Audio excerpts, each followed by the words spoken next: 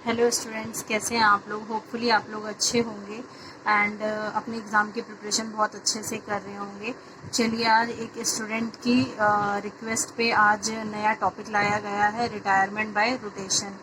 सो चलिए देखते हैं कि ये सेक्शन जो कंपनीज एक्ट का है ये क्या बोलता है। सबसे पहले तो ये जान लेना बहुत ज़रूरी है कि रोटेशन का मतलब क्या होता है। तो शायद आपको पता होगा कि जब हम लोग स्कूल में थे तो हमें एक एक करके, मतलब आज हम अगर फर्स्ट बेंच पे बैठ रहे हैं तो कल फिर सबसे पीछे बैठते थे, फिर धीरे धीरे एक एक स्टेप करके आगे आके बैठते थे हम। मतलब पूरे वीक में यही चलता रहता था कि अगर हम एक दिन आगे बैठेंगे तो एक दिन पीछे बैठेंगे, फिर बीच में बैठेंगे।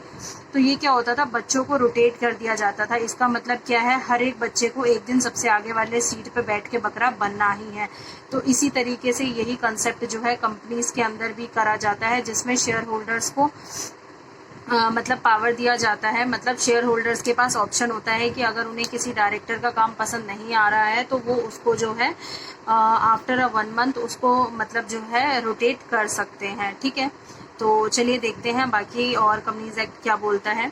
Unless the article provide retirement of all director at every AGM. ठीक है, बोल रहा है कि जो मतलब जब तक कि आर्टिकल कुछ अदर प्रोवाइड नहीं करेगा तब तक ये सारे कंसेप्ट यही सेम चलेगा।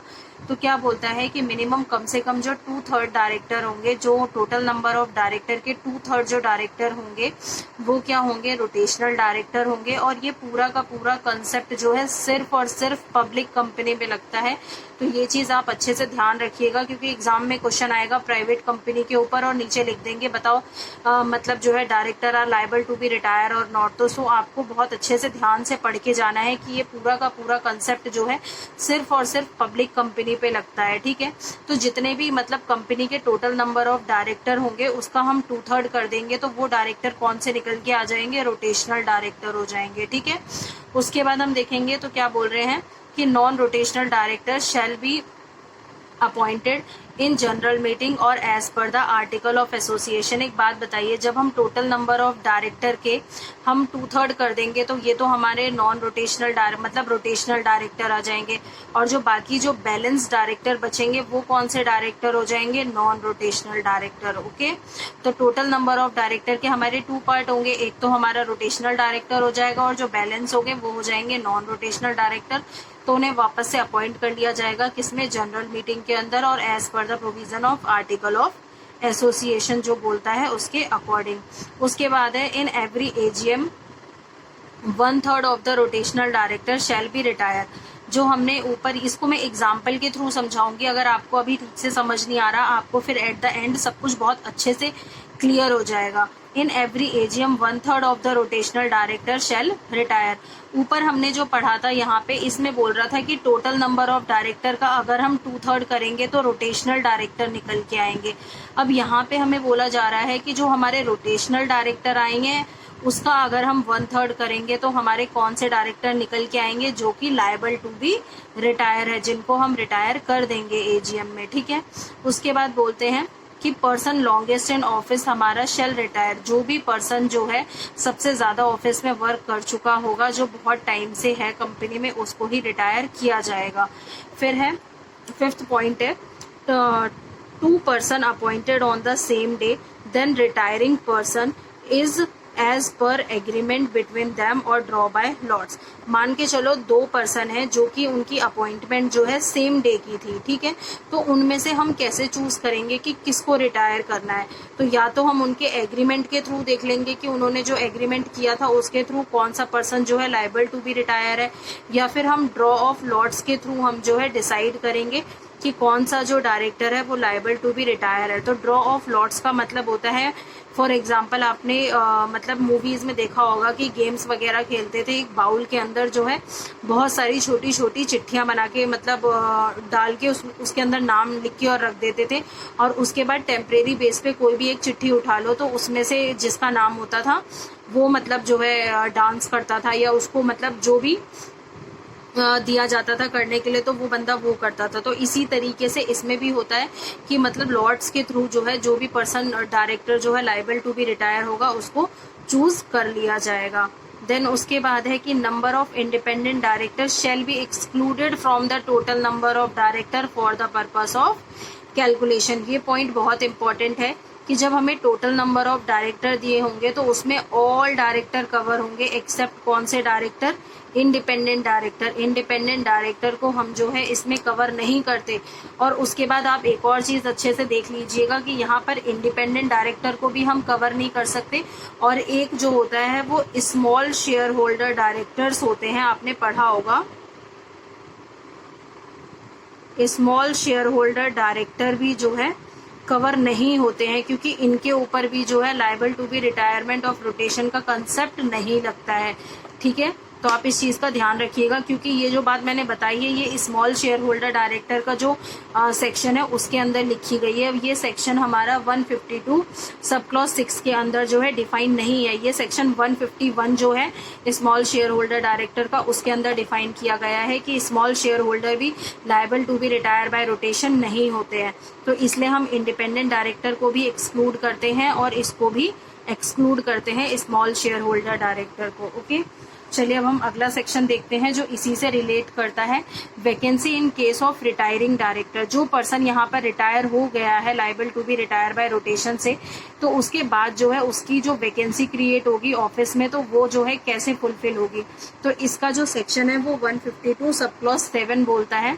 तो चलिए देखते हैं क्या बोलता है कि अगर वैकेंसी निकली है, अगर वैकेंसी क्रिएट होती है रिटायरिंग डायरेक्टर की और वो फिल्डअप नहीं होती है मीटिंग के अंदर, और ना ही वैकेंसी जो है फिल्डअप नहीं हो पाई, तो उस वैकेंसी को क्या कर दिया जाएगा, अर्जेंट कर दिया जाएगा till same day in the next week. फिर वो कब होगी, नेक्स्ट वीक में हो जाएगी, सेम डे पे होगी। अगर हमारा फिर सेकंड पॉइंट बोल रहा है कि if vacancy not filled up in adjourn meeting, अगर वैकेंसी फिर भी फिल्ड अप नहीं हो पाई है एडजर्न मीटिंग में, and resolution for filing of vacancy is not pass, और कोई रेजोल्यूशन भी पास नहीं हुआ है वैकेंसी को फिल करने का, तो जो रिटायरिंग डायरेक्टर होगा वो ऑटोमेटिक रीअपॉइंट हो जाएगा।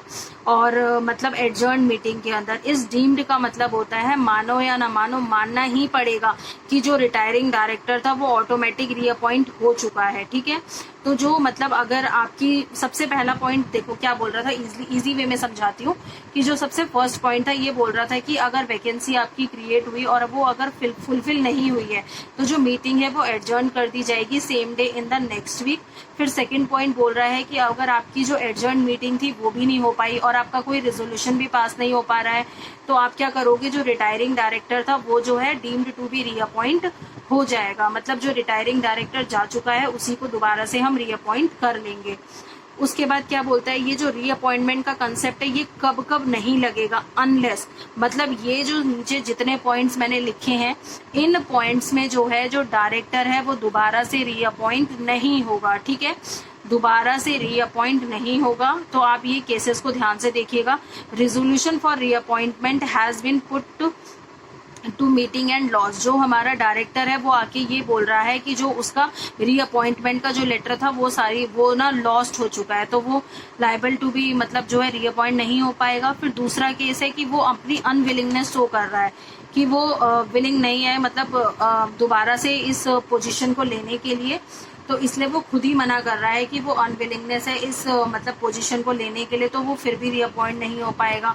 उसके बाद हम अगर वो पर्सन जो है डिस्क्वालीफाइड हो चुका है, वो डायरेक्टर, अगर डायरेक्टर ही डिस्क्वालीफाइड हो गया, डिस्क्वालिफिकेशन का सेक्शन कौन सा था, 164 1 एंड 2, अगर इनमें से किसी के भी अंदर वो डिस्क्वालीफाइड हो गया है तो भी जो है अपॉइंट नहीं होगा। ठीक है, उसके बाद है section 162 is applicable to the case. अगर सेक्शन 162 जो है ये किसका है, appointment of director to be voted individually, ये वाला जो सेक्शन है अगर ये उनके ऊपर एप्लीकेबल हो जाता है तो भी वो दोबारा से रीअपॉइंट नहीं हो सकता। तो कितने पॉइंट है, सिर्फ 4 पॉइंट है जिन केसेस में वो रीअपॉइंट नहीं हो सकता।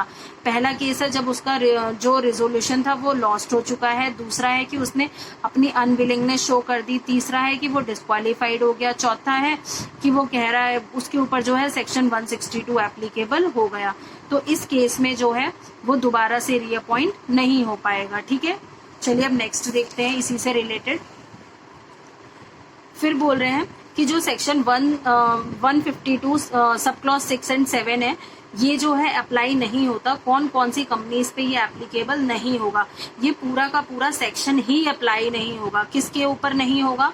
सबसे पहला तो गवर्नमेंट कंपनी के ऊपर। आपको गवर्नमेंट कंपनी की डेफिनेशन पता होगी, जो आपने कंपनीज एक्ट में पढ़ी हुई है। Government company means a company in which 51% और more paid up share capital is held by central government, state government और बाय सेंट्रल गवर्नमेंट और बाय वन और मोर स्टेट गवर्नमेंट। इसका मतलब ये है कि जो भी हमारी गवर्नमेंट कंपनी है उसके ऊपर भी ये सेक्शन एप्लीकेबल नहीं होगा।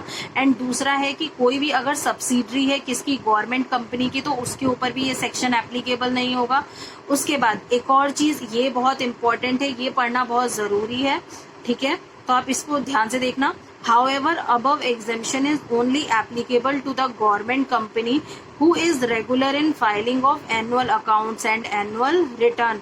मतलब क्या है कि यहाँ पर तो हमें बता दिया कि यहाँ पर इन दोनों मतलब जो गवर्नमेंट कंपनी हो गई और गवर्नमेंट कंपनी की जो सब्सिडरी कंपनी है उनके ऊपर तो ये सेक्शन अप्लाई नहीं होगा।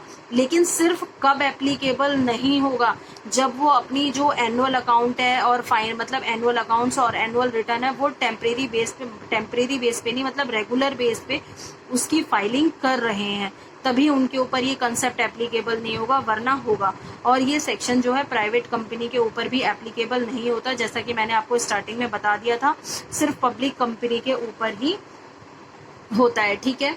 तो चलिए हो गया, होपफुली आपको अच्छे से समझ आ गया होगा ये कि कौन कौन सी कंपनीज पे नहीं होता। पहली तो गवर्नमेंट कंपनी हो गई, दूसरी सब्सिडरी कंपनी हो गई गवर्नमेंट कंपनी की, और तीसरी बात हमें ये बोल रहा है कि ये इसकी एक्सेप्शन है।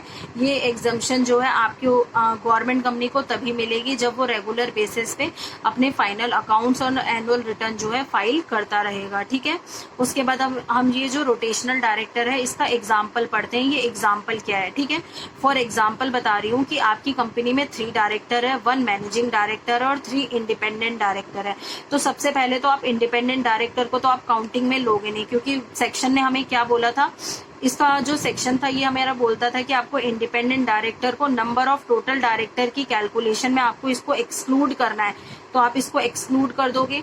उसके बाद टोटल नंबर ऑफ डायरेक्टर हमारे कितने हो गए, 3 + 1 कितने हो गए, 4 डायरेक्टर हो गए।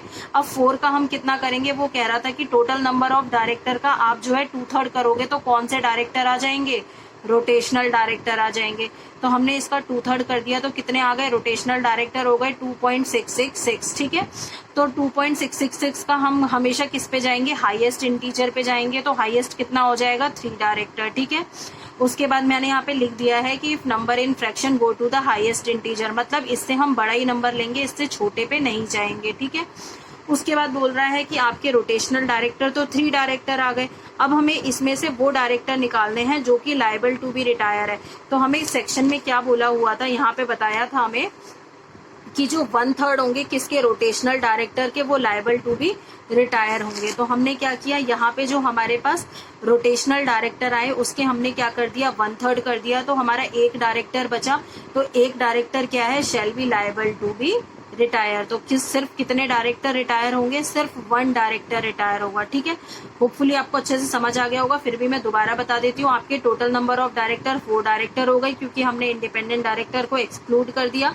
फिर हमने इसका 2/3 किया टोटल नंबर ऑफ डायरेक्टर का रोटेशनल डायरेक्टर निकालने के लिए, तो रोटेशनल डायरेक्टर कितने आ गए, 3 आ गए, क्योंकि हमें हाईएस्ट इंटीजर लेना है।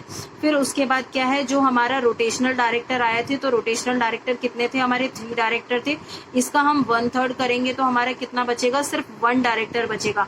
तो 1 डायरेक्टर जो है कौन से हो जाएंगे, लायबल टू बी रिटायर हो जाएंगे, क्योंकि सेक्शन ने बोला हुआ था कि जो रोटेशनल डायरेक्टर था आप उसका 1/3 करोगे तो वो डायरेक्टर हो जाएंगे जो कि लायबल टू बी रिटायर होंगे। होपफुली आपको ये वीडियो बहुत अच्छी लगी होगी, एंड ऐसे ही जैसे आपने मुझे कमेंट किया कि दी इस कंसेप्ट पे आप जो है वीडियो बनाओ, ऐसे ही होपफुली मैं आप लोगों से रिक्वेस्ट करती हूँ कि आप लोगों को जिस भी कंसेप्ट में कोई भी प्रॉब्लम है आप उससे रिलेटेड मुझे बताइए, तो मैं उसके ऊपर आपको ज़रूर वीडियो बना के दूंगी। एंड अगर आपको मेरी वीडियो बहुत अच्छी लगती है तो प्लीज़ शेयर कीजिए, लाइक कीजिए, सब्सक्राइब कीजिए, and thank you for all, thank you so much.